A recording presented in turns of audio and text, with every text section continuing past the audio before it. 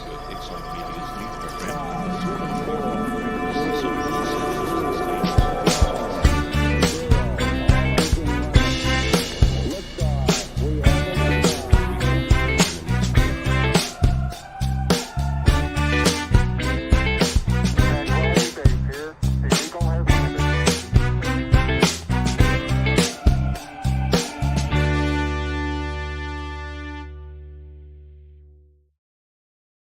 Well, good morning and welcome to The Kick for Thursday. We're sliding down the other side. Hope you enjoyed Hump Day. Weekend is just around the corner. So we can be looking forward to a bit of a relax. And I hope that you are now starting to return to some kind of normality where the weekends are for what the weekends were intended to be, which is to have a bit of a break. So make the most of it. Optimize the space between your weeks. Well, on The Kick this week, we're going to be catching up with one of our account managers, Ali Wong, who brings a great deal of experience both in agency and marketing, and have a talk about what does an account manager do. And also, we said we're going to be looking at this whole topic of getting to know your customer. Now, I've got to tell you, sometimes we think we know them, and sometimes we only concentrate on the negatives, but we're going to find out from Ali a little bit more. So let's get Ali straight into the show, and so that we can have a bit of a chat. Ali, welcome to The Kick for Thursday morning. How are you doing? I'm very well. Thanks, Andrew. Pleasure to be here. Pumped up, ready for the weekend. Now, we're going to find out why the weekend might be special for you in just a moment, but you've been with the Excite Media team for how long now? 2 and a bit years, actually. And we've been absolutely soaking in the expertise that you've been able to bring, because you actually had your own agency down in Sydney, and then you saw the light, came to the sunny state. And tell us a little bit of background. You dragged a certain husband by the name of Martin, as well as 2 little ones along. How did you meet Martin? How long ago was that? Yeah, so I've actually met Martin in 2002, believe it or not. So we've known each other for quite a few years right now. The reason why the weekend is special is because we're celebrating our 12th year anniversary tomorrow. So taking Awesome. a day off Good and stuff. spending some time by ourselves without the kiddies, which will be nice. So just a bit of a background about myself. I'm Singaporean born and bred. I've moved to Sydney in 2004, actually. I've always been Sydney-based, and then got married to Martin, like you mentioned before, in 2010. And then at the end of 2019, just before the pandemic, we decided to move our family up to Brisbane, because we have had a lot of friends move up to the Sunshine State and said it's absolutely gorgeous, it's fantastic, you have to be up here. And we haven't regretted that move a moment since. And obviously, now having been a part of the Excite family, it's an extra little bonus on top of it all. Hey, I think it's really awesome that you actually timed your move to Queensland really well. You know, that big queue that was coming, all the Victorians trying to leave after lockdown. You thought, hey, I think there's a pandemic around the corner. Let's move to Queensland and get in ahead. So you actually slid in quite nicely to home base. Well done. Thank you. Now, tell us a bit about your background as well. I'm going to get into some of your personal joys in a moment. But what about work? How did you slide into marketing, and how long have you been doing that? Yeah, so I've actually been in marketing, believe it or not, since 2002 when I graduated straight out of university. I was very fortunate to have landed my first job at Dentsu Young and Rubicam, which at that time was a large multinational agency. And then, believe it or not, at that time, there was no social media. There wasn't the internet really to speak about as well. So I started off in traditional marketing, so to speak. So doing lots of telecommercials, doing lots of newspaper ads, doing a lot of direct marketing, mail outs, and whatnot. And then having had the transfer from Ogilvy and Mather when I was working with in Singapore for 2 years, I've basically asked for a transfer to the Sydney office. And since then have been obviously Australia-based, and gradually moved into digital marketing, because that was when the trend of the world was moving into people realizing that, hey, there's this thing called the internet, there's this thing called social media, there's this thing called YouTube, we've got to jump into it. So I think my career kind of naturally progressed from a traditional marketing background into doing more digital marketing, and now I'm just a full-fledged digital marketer. And in and amongst that as well, during my time in Sydney, Martin and I actually co-founded a digital marketing agency ourselves, built that up from ground up with lots of blood, sweat, tears, and hard work. We basically built that company from 3 people strong to, when we sold the company, it was at 15 people strong with an office of 10 in Seoul, Korea as well, because one of our business partners had has a Korean heritage. So we decided, why not start a company over there? So during that time, from a small little unknown agency, we've actually grown strength to strength, and had on our cards clients like KFC, PepsiCo, Pizza Hut, and ING Direct as well. So that was a big win for us. So if you're watching this, you can understand why we've been able to get a lot of Ali's expertise embodied into Excite Media and be able to soak from all that experience. Ali, you and Martin both enjoy a bit of digital kind of things, but surely you're not going to spend your wedding anniversary talking about digital marketing. What other interests do you have that really kind of sparkles your eye and really makes you enjoy life? Yep. So one of the biggest things about me is because I'm Singaporean. You can take Singapore out of me, but you can never take the foodie side out of me. I love my food. But I'm not selfish either. I love to give back. So I do love cooking for the family, cooking for friends. One of my biggest passions is having friends over for the weekend, just cooking a meal and enjoying conversations, because I think that's seriously lacking as well with the pandemic and lockdowns and all of that chaos. I think a lot of that essence of getting together as a family, getting together with loved ones, that has been a little bit lost. So what I love doing through my love for food and cooking is really just bringing people together over a nice home cooked meal, nothing too fancy, have a few glasses of wine and just relax, and just chatter and talk about anything under the sun that we like. So that's one of my biggest passions, is really the eating part of it and the cooking part of it. And obviously my dad, having been the head chef of the house, believe it or not, my mom doesn't really cook, but my dad's the head chef of the house. I actually have learned a lot of culinary skills from him, as well as from my grandmother. So our family is always into cooking, always into eating together. So I've learned a lot of that. And my whole legacy that I want to leave behind for my two young girls is also to make sure that they are carrying that heritage from both the Dutch side of the family and the Singaporean Chinese side of the family. So that they can enjoy cuisines from the European side and the Singaporean side and continue that tradition on to the next generations to come as well. There's going to be a real mix of eclectic food in your home, from having a good stollen or something through to some good seafood dishes as well. Yeah, absolutely. I love it. Listen, let's have a talk about some of the things we want to get into in this edition of The Kick. We're going to have a look at customer avatars, or getting to know your customer. I think that's absolutely vital at the moment. And then a little bit later, I'd love to talk about some of your clients that you look after at Excite Media, and what kind of relationship that you have with them. But let's have a talk about this issue of getting to know your customer. Some of the people watching The Kick today may actually feel, we actually did that 3 or 4 years ago. I've got a document in a drawer somewhere that tells me what my customers are. But why is it so important, particularly now, to get to know your customer? I think really in the past 2 years, given the pandemic, customer behavior has definitely changed dramatically. Just because a lot of businesses have had to pivot online as well, and obviously not being able to go out with lockdowns, people have had to find different ways of consumerism. A lot of people have gone more online, when traditionally they might have preferred to go into a retail store, touching a few products before they buy something. Because of the lockdown, they have been literally forced, so to speak, to bring that retail experience online. And also because of the lack of foot traffic, a lot of brick and mortar stores have had to pivot to bring their businesses online. And not just with the pandemic, as with technology and the internet and new trends and things coming up, there's always going to be an evolution. So you might have a customer avatar that you have created 3 to 4 years ago that you've tucked away in the back end of your drawer. But it's always good, whether there is a pandemic or not, to revisit every year or two, just because, things change, people change, consumer behaviors change.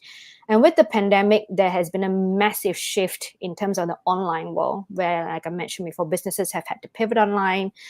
Some of them were a bit lost as into, I've always run a bricks and mortar store. How do I actually reach my audience online? I used to just put a flyer or a mail drop and I get my customers coming in.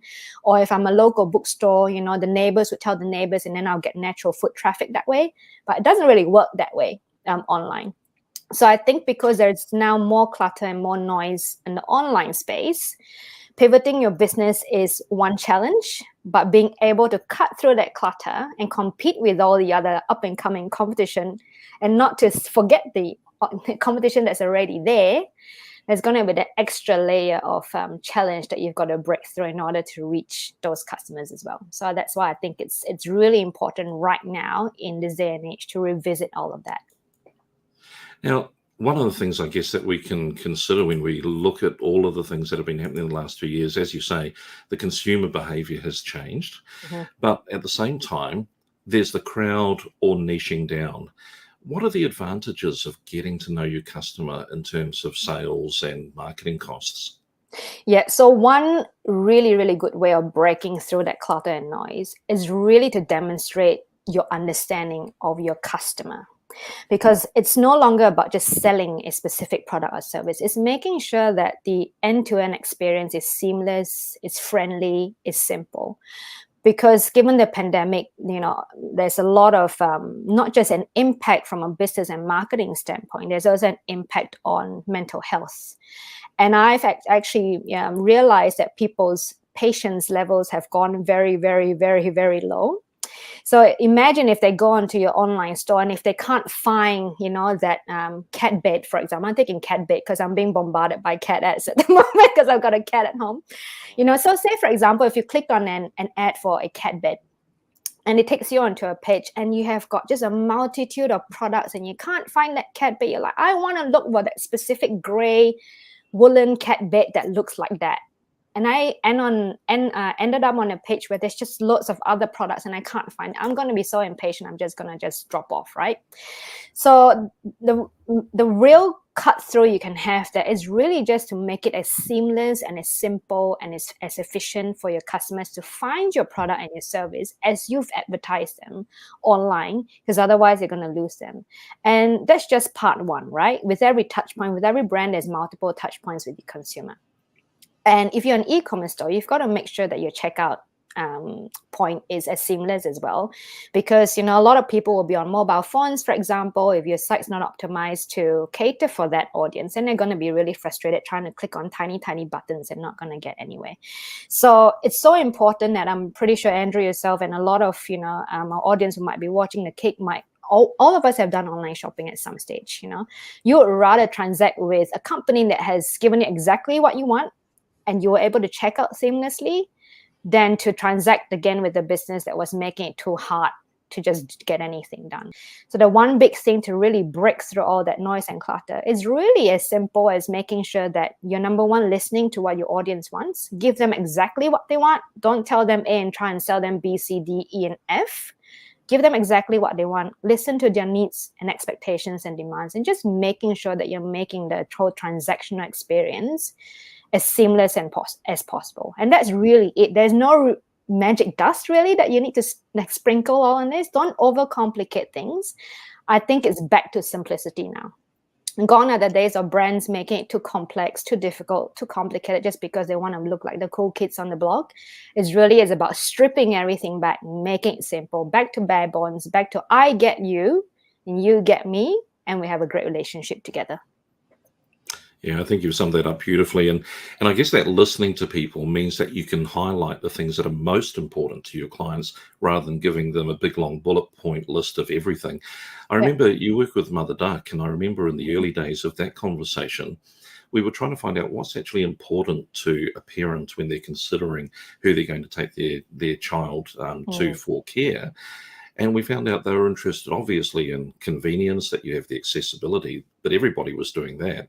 And then we found out that the mums in particular were interested, do you provide nappies? Do you provide fruit? And not everybody was highlighting that. So bringing what's important to your primary customer is so important. Ali, let's have a talk about, how do I actually explore getting to know my customer? Is there a method or a way that you can go through that process?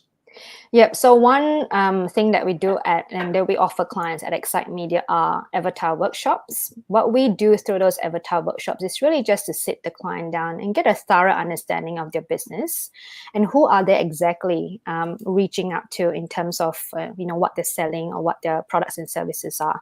So in that workshop, we'll deep dive through and ask you really just to imagine that if your ideal customer were to walk through the door, or call you on the phone or put an inquiry form through online? How would that person look like? And then through that initial conversation, we will deep dive into what gets the client excited. Why are they talking to you in the first place? Why aren't they talking to someone else? Why do they want to talk to you? What are some of the pain points? We address pain points and passion points very specifically in those workshops, because we want to deep dive into, why does Andrew want that cat bed? It's like, why doesn't Andrew want a cat house, but he specifically wants a cat bed? Like, why sell him a cat house when he's looking for a cat bed? There will be some reasons behind that. So let's deep dive further into why that and why not the other thing. And then through that exploration process with the client, it actually puts the client in a position where, it gets them to start thinking about, yeah, I've had lots of customers come through, but there were a few that really stood out and they kept coming back. Why did they keep coming back? Was there a specific reason? Was it because they were really happy with us? Is it because, we've given them exactly what they wanted? So it's really an exploratory workshop where I get excited because I'm getting to know the clients. They get excited because it gives them an opportunity to think about their business and their consumers in a way that they've never thought of before. And through the exploration process, we then determine a primary target audience and then one secondary audience. Now, I know some clients might have a few, but the main focus is just to focus on the key primary audience. So we're not diluting our messaging too much, focusing on that. And then we work on addressing secondary audiences through that. But I've actually conducted a few of these workshops, and it blows my mind how clients are coming out of those workshops really with a very, very clear mind of who they're talking to. And the great thing about that, then, it informs them when it comes to pivoting their products and services, or how they plan to sell and market their products and services. And that in turn makes our jobs easier, because then we're not assuming who we're talking to. What kind of messaging do we need to have on the website? What do we have to say on our Google Ads? Everything has a very clear and consistent theme that speaks specifically to that ICA. So these workshops are really handy when it comes to that. I think one good thing that if you're a business owner listening to The Kick or watching The Kick today, keep in mind this could be the inspiration you need to get out of a rut, get out of the staleness of your business, to reimagine actually what your customers are about. So do reach out to us. Great to see we're getting some home team support coming in from Jake. If you're watching and you want to get involved in the social media, do put your comments, whether it's on Facebook or LinkedIn. We'd love to chuck them up there, and any questions that we can put every episode of The Kick, happy to do it. Ali, let's spin things around. If people want to reach out to either yourself or myself, they can do that by contacting Excite Media, and that's, of course, on our website that you can visit at this address, excitemedia.com.au. Ali, just want to talk very quickly about some of your clients. Can you give me a bit of a rounded understanding of some of the people that you serve in your role at Excite Media? Yeah, so I am very fortunate to work with a very diverse portfolio of clients. As you mentioned earlier, I work with Mother Duck, and they are a franchise childcare center based in Southeast Queensland. I work really closely with them, basically informing them about how they should be pivoting their marketing as well, because like you mentioned before, Andrew, they had a lot of really good things going for them, but they weren't exactly emphasizing that on the website or in their communications. And whilst working with them since, I think it was last year when I took them over, we've basically pivoted their messaging to really focus on the emotional side of parents, as well as the needs that parents are looking for when they're looking to enroll their child into a childcare center. And that has worked really, really well for them. And I really enjoy working with Mother Duck. They're one of my favorite clients. So I work with the Professionals as well. Professionals is a well-known national real estate franchise brand as well. So I work very closely with them in terms of launching their national appraisals and office listing campaigns. On top of that, I also have several other clients in the software space, as well as in the retail space as well. Majority of my clients are in the property real estate space, just because I'm in that space as well. So I gravitate towards those clients, and I feel like I can give them a lot of value add. And I work very closely with the team as well, obviously with our amazing team of specialists and project managers, as well as the other account managers as well. So the entire team comes together. I get to work with some of the top most smart people in Brisbane, I would like to think, yourself as well, Andrew, to basically put together a really well-informed digital marketing strategy. And then we roll it out as well for them in terms of campaigns. So very diverse portfolio of clients I have, which lets me, build my insights in the different industries and different companies as well. And that's what I really love as well. Ali, let's finish up with something that you provided me with, this really great quote. You want to give us a bit of background to this as our closing piece on the kick for today? Yeah, absolutely. So I really love this quote from Ryan Levesque. He is the founder of the Ask Method company. If you haven't actually heard of the Ask and Choose Method books, I highly recommend that you read them. One of the quotes that he mentioned was the messaging needs to come from your market and not from your mind. And that goes back to what we've been chatting about this morning, that you really need to always be in the asking mindset. Don't be afraid to ask your customers what they need.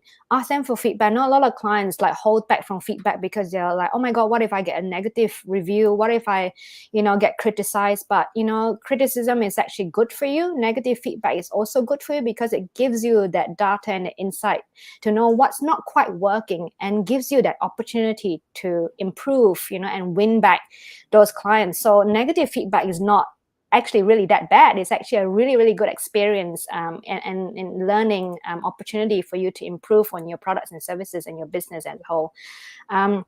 I would like to end off by pointing out that Canva is one of mine and Andrew's favorite brands because we live and breathe Canva a lot. All these amazing graphics that, Andrew has been doing for the kick. It's all through Canva, I believe. Canva is a really good example. Like if you have time, I would encourage anyone who's watching to read more about Canva, because Canva was basically born out of the founders, that she founded that, hey, lots of business owners don't know how to run Adobe Photoshop. They don't know what Illustrator is. We need to be able to provide these everyday people a platform in order for them to be able to, create graphics, marketing collateral, brochures, things like that, without needing to have to go through an Adobe Photoshop lesson, which can be quite complicated for people.